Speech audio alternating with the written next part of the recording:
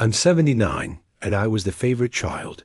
Here's what that actually cost my family. People often talk about the pain of being the forgotten child, but no one ever warns you about the quiet, destructive isolation of being the chosen one.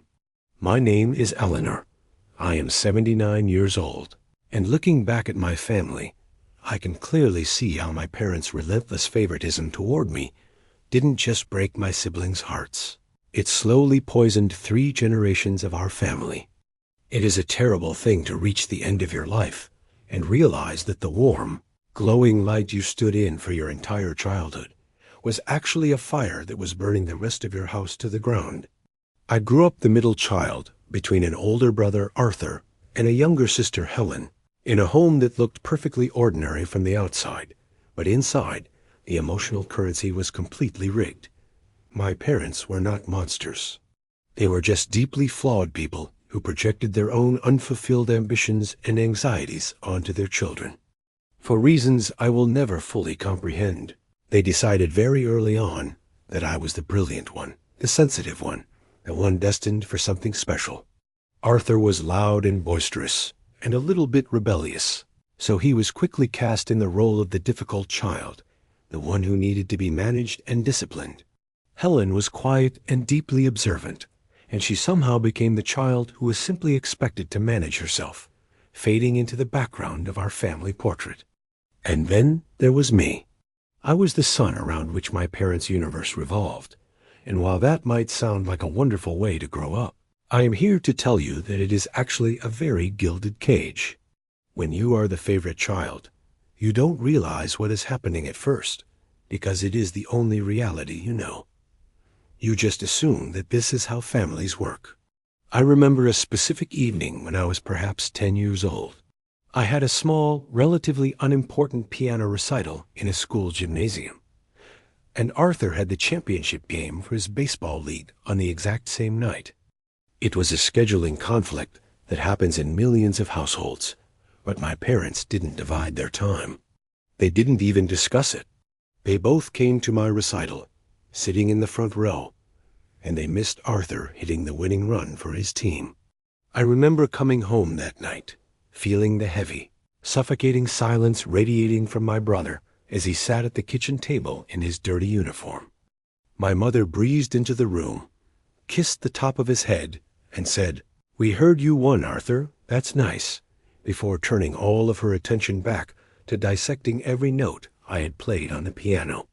I saw the look in my brother's eyes in that moment, a look of profound, crushing defeat, and I felt a sickening twist in my own stomach. I didn't want him to hurt, but I also didn't know how to stop the machine that my parents had built around me. The wedge that favoritism drives between siblings is not a sudden fracture. It is a slow, agonizing erosion of trust and shared history. As we grew into our teenage years, the divide became an uncrossable chasm. Arthur stopped trying to impress them and leaned entirely into the role of the disappointment, skipping school and getting into trouble because negative attention was the only kind he could reliably secure. Helen, witnessing the chaos, shrunk herself even smaller, becoming terrified of taking up any space or making any demands. She became a chronic people-pleaser, constantly trying to anticipate my parents' moods, hoping that if she was helpful enough and quiet enough, they might toss a crumb of the affection they were showering on me her way. And I became paralyzed by perfectionism, because here is the darkest secret of being the golden child. The love you receive is entirely conditional. It is not free. It is a wage paid for a specific performance. I realized very quickly that my parents didn't necessarily love the real me, the messy, confused, normal girl underneath. They loved the reflection of themselves that they saw in my achievements. They loved the bragging rights.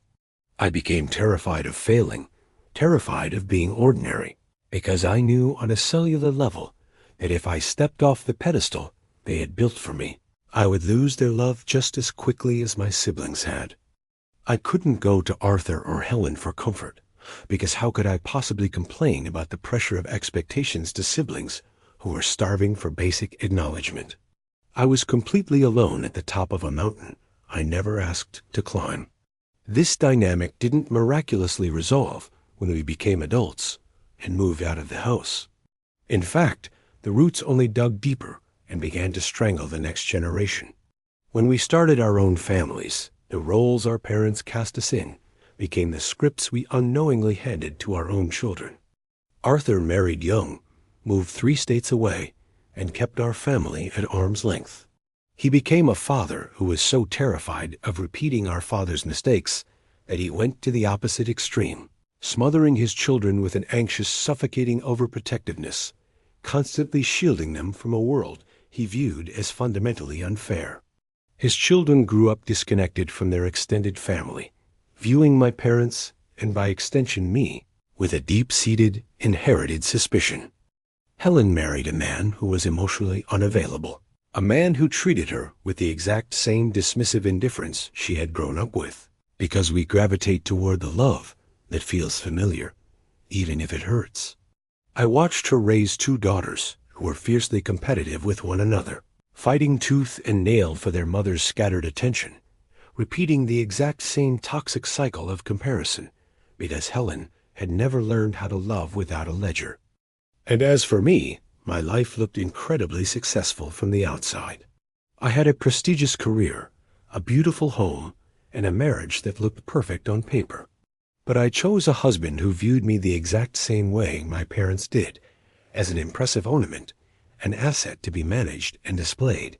For decades, I suffered from severe anxiety and exhaustion, constantly running on a treadmill to maintain the illusion of flawlessness, terrified that if I ever let the mask slip, my entire world would collapse. I had been taught that my worth was entirely tied to my output, and it took me 60 years of my life to unlearn that lie. The final devastating bill for my parents' favoritism came due after they both passed away. When the house was sold and the estate was settled, which, predictably, was divided in a way that favored me and drove the final nail into the coffin of our sibling relationship, we found ourselves standing in the driveway of our childhood home for what would be the last time. I looked at Arthur, whose hair was gray, and Helen, who looked so incredibly tired, and I tried to reach across the distance. I tried to say something about how much I would miss our parents, about how hard it was to say goodbye to the house. Helen looked at me, not with anger, but with a cold, absolute emptiness, and she said, "You don't get to grieve the parents I never had." That sentence has echoed in my mind every single day since. She was right.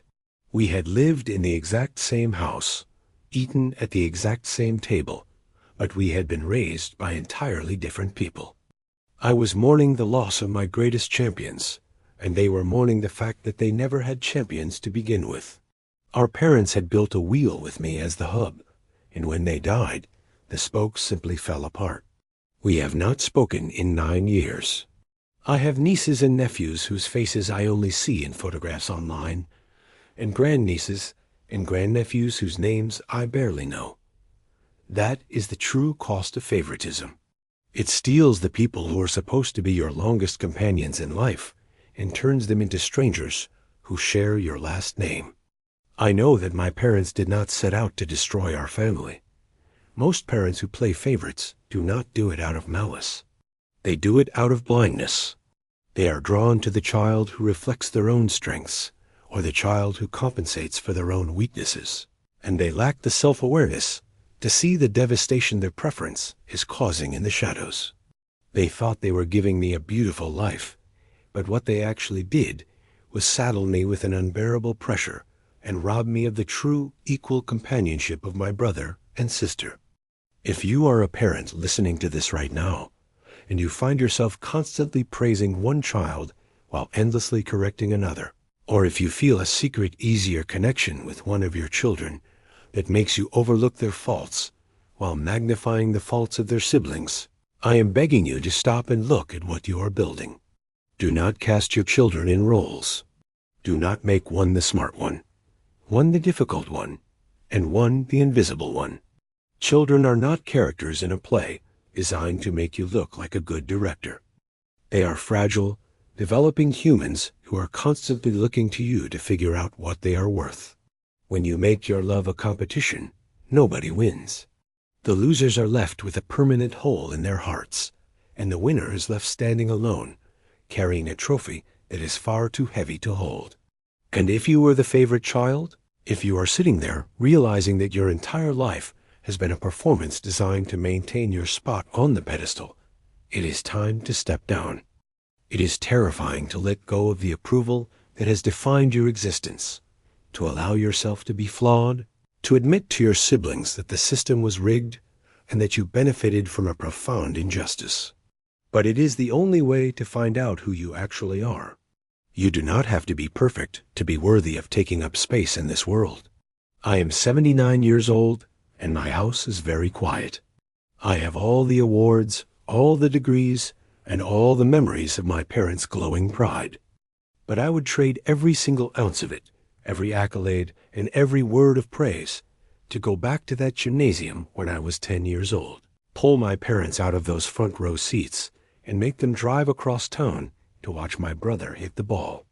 I would trade the golden pedestal for a chance to just be a sister, standing shoulder to shoulder on level ground, because a pedestal is a terribly lonely place to spend your life.